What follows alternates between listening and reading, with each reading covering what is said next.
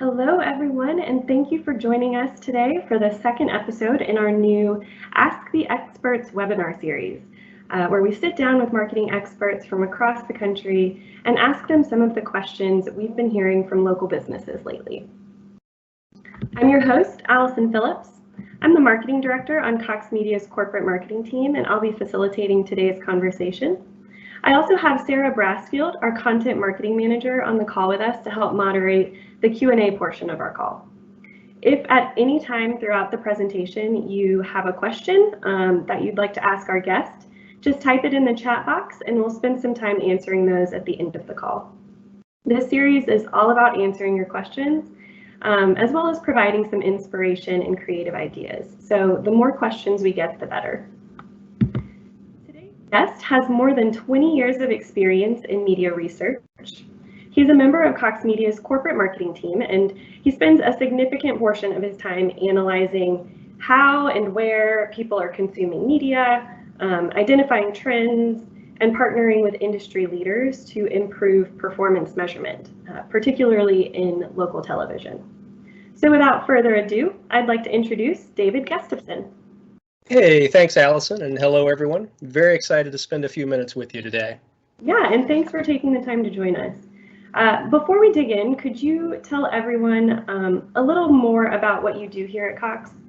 Absolutely. As you mentioned, my Cox Media career goes all the way back to the last millennium when I joined the company as a local researcher in the Northeast. From there, I've been fortunate to hold a variety of data and analytics roles as part of our corporate team. At the beginning of this year, I stepped into a new position as Director of Linear and Audience Research, which gives me the chance to be involved in many of our video-focused initiatives, from assisting our talented team of marketing analysts as they tell our story across the country, to working with industry-leading research and audience measurement firms like Nielsen and Comscore to help improve local TV measurement, to working with Ampersand and our industry peers to support the continued transition to impression-based and audience-based video advertising solutions. So, is it fair to say you're an expert in understanding how much time people are spending watching, browsing, and scrolling, and where they're doing it? Well, the expert label can be an uncomfortable one for us researchers because it tends to highlight one of the humbling realities of what we do. The more we study the numbers, the more we realize how much we still have to learn. But yes, to your point, our team has invested a significant amount of time compiling and analyzing data to better understand how media habits have changed over the past couple of months, particularly in the TV and video space. And our goal, like always, is to provide trusted expertise that our Cox Media teams and our business partners throughout the country can rely on as they work together to plan and execute effective media campaigns. While states across the country are in various stages of reopening, social distancing is still widely in place, and it seems likely to remain so in some form or another, at least for the foreseeable future. With that in mind, I'm guessing people across the country are spending their time a little differently these days. I know I am. What does the data tell us? Yeah, your question hits on two key pieces of context that are important for framing up the conversation around media habits. At first, you're absolutely right. The majority of states have begun the reopening process, with others following close behind. In fact, some of the restrictions here in my home state of Connecticut are expiring today. But to your second point, many of the behaviors we've become accustomed to over the past several weeks are likely to stay with us in some form or another for the foreseeable future. Social distancing and other precautions are likely to continue, as will some of the other ways we've adapted these past couple of months. For example, a recent Comscore survey found that the majority of Americans are cooking more now. And in the process, we've discovered new ways to shop. According to Comscore's data, online grocery shopping has skyrocketed, overtaking apparel as the #1 e-commerce spending category. The time at home also has prompted a renewed focus on tasks around the house, with about half of us reporting that we're spending more time on organizing and cleaning projects, and nearly a third of us are taking on more DIY home improvement projects that perhaps were easier to overlook when they weren't constantly staring us in the face. I'm definitely in that group. We bought our home 6 years ago, and I decided just last weekend that I can't stand the paint colors in our house anymore and that we need to repaint, much to my husband's annoyance. Since we can't do many of the things we normally do in our free time, it seems like, at least in my house, we've also been watching more TV and spending more time on our mobile devices. Is that a trend you're seeing across the board? Yeah, you're certainly not alone in that. If we start with television viewing, the month of March ended up like many of the college basketball games that typically define that month, a real tale of two halves. Beginning March 13th, the day of the national emergency declaration, the TV viewing audience climbed steadily throughout the remainder of the month. Our analysis of Nielsen national data found an immediate 8% bump in TV usage that day, ushering in 14 consecutive days of audience growth versus the same day previous week. By the end of the month, the post-March 13th TV audience was up 20% compared to pre-March 13th levels. And the TV audience gains from late March continued into April as 9 out of 10 Americans adjusted to life under some sort of shelter-in-place or stay-at-home order. After the rapid rise in TV viewing during the second half of March, April audience levels were consistently elevated. Based on average day, total day TV audience, all 28 days of the April broadcast month exceeded the audience level for the corresponding day last year.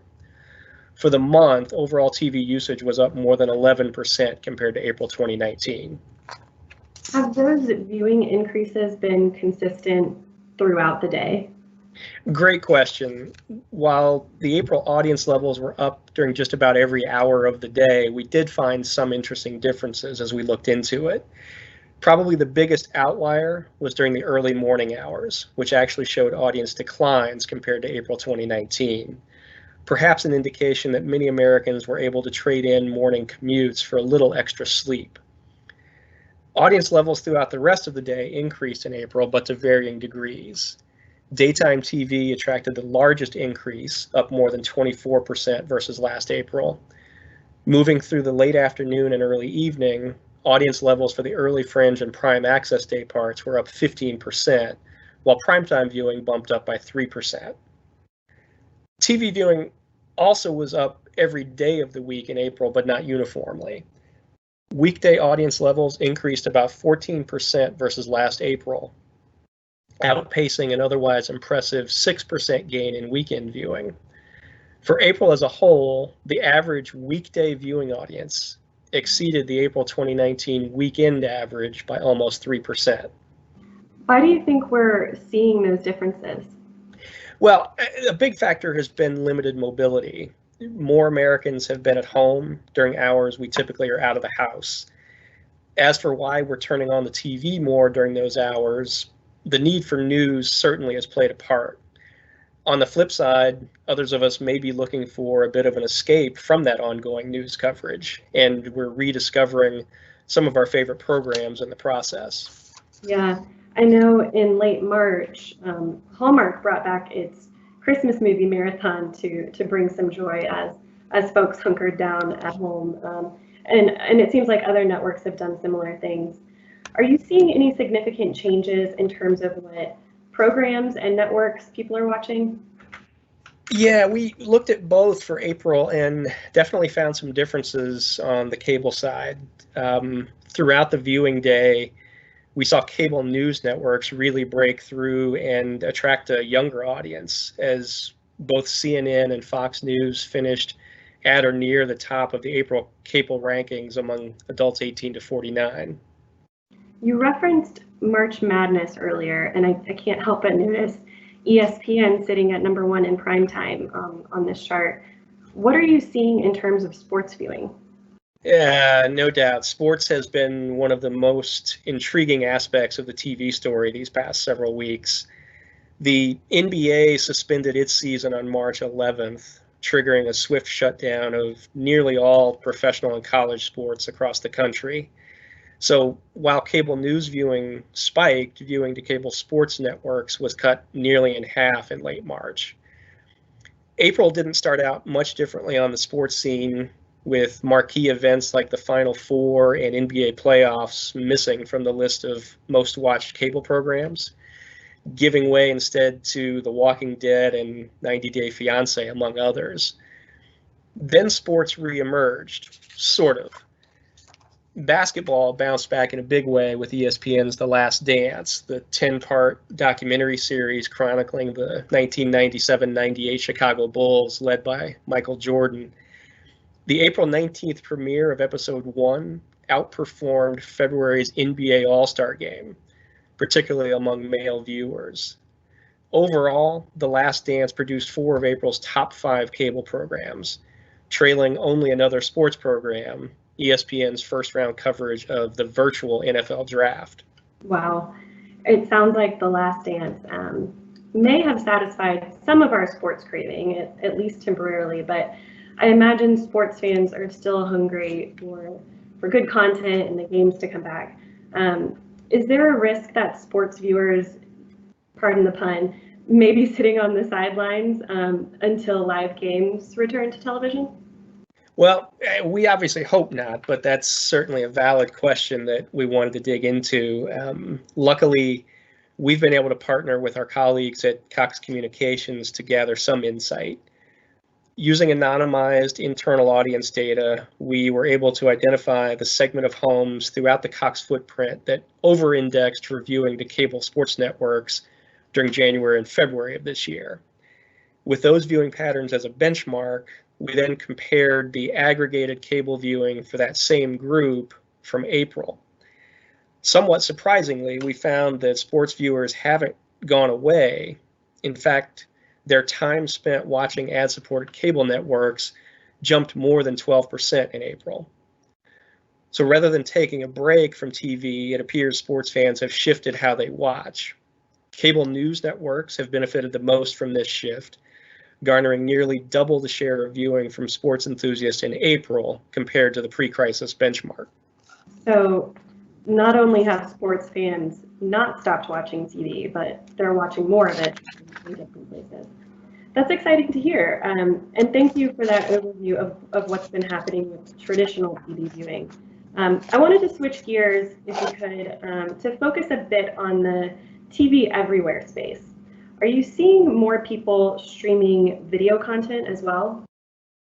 Definitely, and as we talk about TV everywhere, let's start with video on demand, or VOD. On a weekly basis, average VOD transactions were relatively flat versus 2019 levels through the second week of the March broadcast month.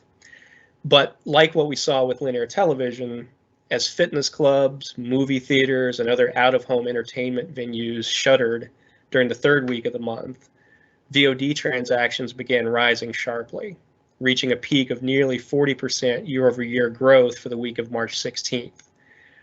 ComScore reports that by the end of March, VOD households averaged more than 16 transactions over the course of the month, an increase of 23% from February and up nearly 30% versus March 2019. Fitness content was the single biggest growth category, with transactions up 147% as workouts transitioned to work-ins for many of us. The renewed demand for at-home content also drove tremendous growth in streaming video throughout March. ComScore reported that in-home data usage was pacing at nearly 40% above March 2019 levels, and Nielsen data confirmed that already healthy year-over-year increases in streaming video consumption skyrocketed during the second half of March. The national numbers show that the amount of content being streamed to TV sets during the last 2 weeks of the March broadcast month rose 36% versus the first half of March, translating to an overall 87% lift versus March 2019. With more Americans at home more in April with access to more of our devices, the amount of time spent with streaming video continued to grow rapidly. Based on our analysis of Nielsen data, the average weekly streaming minutes for April increased nearly 16% from the already elevated March levels, more than doubling the April 2019 weekly average. ComScore credits the rising popularity of connected TVs as a big part of the streaming surge, estimating that now nearly 3/4 of homes with Wi-Fi have a streaming-enabled TV set. That's incredible. But it leads me to a question I'm guessing others may be thinking as well. How long do you think these changes? Yeah, that's always an important question whenever we see changes like this. Are we looking at a blip, an outlier, or are we truly seeing new trends emerge? One of the things that clouds the crystal ball a bit in this case is what we discussed earlier. We've moved from a month in April where nearly all of us were spending a great deal more time at home to a period now of businesses reopening. And there's also better weather in many parts of the country right now. Realistically, that means April likely will represent a peak, but certainly not the end of the growth trends we're seeing. If we look at TV, and let's think about this for a minute. We talked earlier about Friday, March 13th as the start of the viewing shift. From that day through the end of the April broadcast month, we saw 45 consecutive days of year-over-year audience gains. That is just unheard of, and it wouldn't be realistic to expect that kind of pace to continue.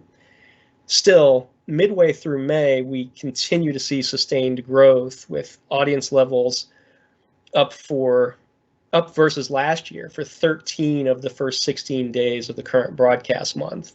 And actually, the team was able to pull together some additional research. It's now 16 of 21 days for March. So we're still seeing that growth. And as we look in streaming, the story is really similar. Average weekly streaming minutes in April were more than double April 2019 levels, an astounding growth rate that would be challenging to sustain over the long haul. And the first 2 weeks of May are down slightly from April levels, but they're up from March, and more importantly, up 85% versus last year. Those numbers, I think the word you used was astounding, and they really are astounding. But it makes a lot of sense considering the circumstances over the past couple of months. Now, given all of these insights into how people are spending their time right now, specifically with television and video, what advice would you give to businesses who are trying to connect with customers right now? Really good question. First thing, I think it's important to acknowledge what an unenviable task so many small and medium-sized businesses are facing right now. In many ways, we're still in the midst of what our research colleagues at Burrell refer to as the perfect storm in advertising. Audience levels are up, but fewer ads are running as many businesses have had to make the choice to cut back or to suspend their marketing efforts. And that creates opportunities for those businesses that are able to continue or even increase their advertising activity to really have a louder voice in the market. So whether you're looking to continue or expand your advertising or you're re-engaging as a result of reopening, I'd offer two main considerations for connecting with consumers. The first would be to embrace video. We focused a lot of our attention today on video trends, and that's really a reflection of how consumers are spending their time. Market research firm eMarketer recently released their updated forecast of time spent with various media, and they now project that U.S. adults, on average, spend almost 6 hours a day watching TV and TV Everywhere content. That's a jump of about 40 minutes per day compared to last year, which leads me to the second consideration. Explore multitasking. Overall, eMarketer's revised forecast reflects an additional hour per day of average media consumption for every adult in the country compared to their pre-crisis forecasts. That doesn't mean we've finally figured out how to actually add more hours to the day. Instead, we're spending more time multitasking with our devices, something that has only been enhanced by recent events. We've had more time to get reacquainted with all of our media and entertainment options. On average, Americans now spend an hour a day on social media. And we spend more than 4 hours each day connected to our mobile devices. Ad campaigns that effectively combine video with other media can magnify the impact of the message. And Allison, I'll add a third consideration, which is really something that those of us on the research team try to remind ourselves of almost daily. It's don't be afraid to ask for help as you try to make sense of all that's happening. It can seem cliche at this point, but these truly are unprecedented times. The good news is there are a number of resources available to small and medium-sized businesses, from local chambers of commerce, the Small Business Administration, industry trade organizations, and more. And of course, your local Cox Media team is always here to help as well. That's great advice. David, thank you so much for sharing your time and expertise.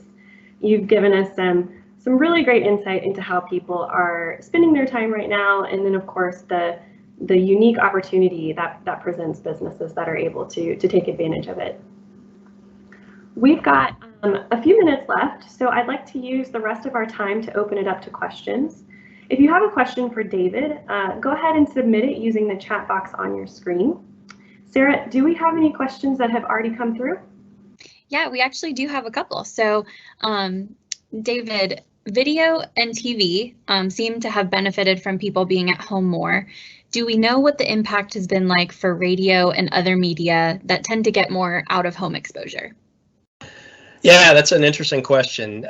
We've seen some data, and yeah, really, when you think about what has happened, mobility has significantly decreased. The amount of miles, there are some resources that track average miles that we travel based on the cell phone activity. And when you look at some of those things, I mean, we're about half of where we had been previously in terms of average mobility throughout the country. And so for a medium like radio, which relies traditionally very heavily on that out-of-home experience, the basic trend has been almost the mirror image of what we see in television.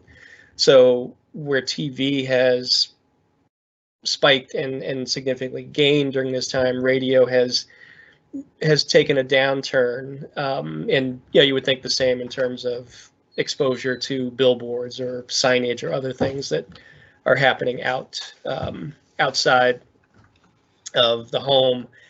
But yeah, what would be a benefit for those particular media is that as we start to reopen and as people, perhaps cautiously for a while, do begin to get out of the home more, we should see some rebound and some recovery in media like radio and outdoor.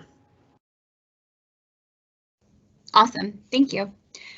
So the next question is, the current shutdown of Hollywood and other production companies will undoubtedly have an impact in Q3, Q4, and beyond. How do you see television networks responding to this to keep viewer attention? That's an interesting one, and I think I would say a couple of things. We are hoping, probably, I was listening to a sports radio program the other day, and they were having a conversation about who wanted sports to come back more, the news media or sports fans themselves, and there was a bit of a debate on that. But I think we all are hoping to some degree that live sports return to the airwaves. But outside of that, when we get into scripted programs, there's an opportunity for more in the reality TV genre, an opportunity for networks. And we've already seen, looking at April and even into May, when we look at some of the top programs, things like 90 Day Fiance that are able to maybe not have the same,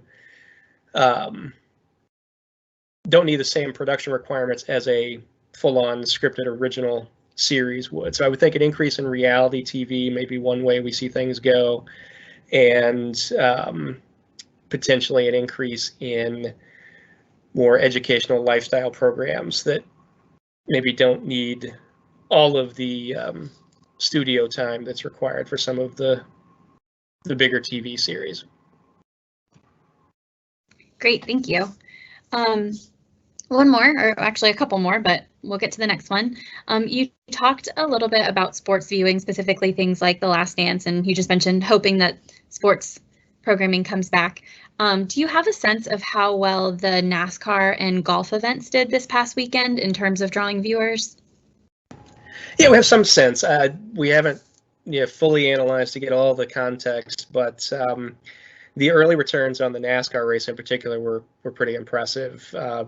Got over 6 million viewers, and in terms of a comparison back to the last televised NASCAR race, which was in early March, it looks like those numbers are up 35 to 40% compared to that. So I would think from the NASCAR perspective, they're viewing that as a huge success. And even the golf event, while not as significant from a total audience standpoint, still drew over 2.3 million viewers. So, and I've had people anecdotally reach out to mention how much they enjoyed just being able to watch the action. And it's certainly different. I will confess that I have taken occasionally early mornings to watching a little bit of South Korean baseball that's airing on ESPN. And it's interesting to watch games with no fans in the stands. And that's one of the, I think, fascinating parts of how many of the sports leagues talk about coming back is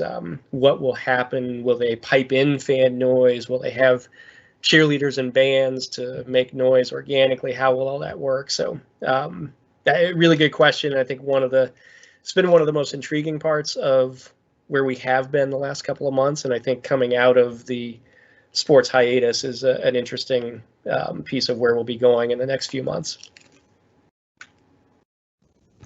Thank you. Allison, do you think we have time for one more? Yeah, let's do one more and then I'll wrap it up. Okay. So David, you referenced the set-top box data earlier in the presentation. Will that data be available for clients and agencies to use to optimize their ad campaigns with Cox? That's a great question. So we do have capabilities set up on the TV side to help optimize the planning for our linear TV campaigns. And we are actively and always looking for additional data sets we can bring into that environment. Our primary spaces right now have been focused on the political and automotive sectors, but we're always, as I said, looking for additional data partners that we can integrate in that environment. And that's a big push for our industry from our national rep firm Ampersand and the work they're doing. Our other peers in the industry are working toward this same goal. So we certainly have some access to the set-top box data, aggregated, anonymized, and merged with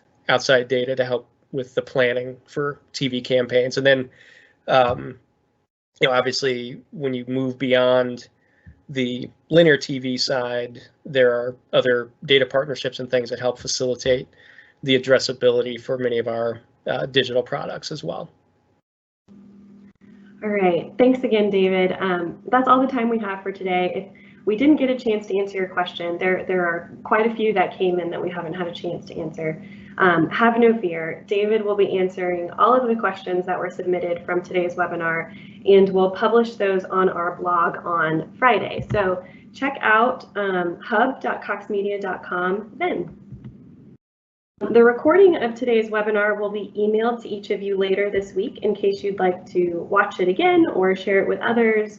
We'll also link to it on our webinar landing page, local.coxmedia.com/asktheexperts. There you can view our first episode from this series, as well as register for our upcoming webinars. Be back again on June 3rd with our next episode, Reopening Your Business, Messaging and Considerations. We hope to connect with you again then. So thanks for joining us and have a great day, everyone.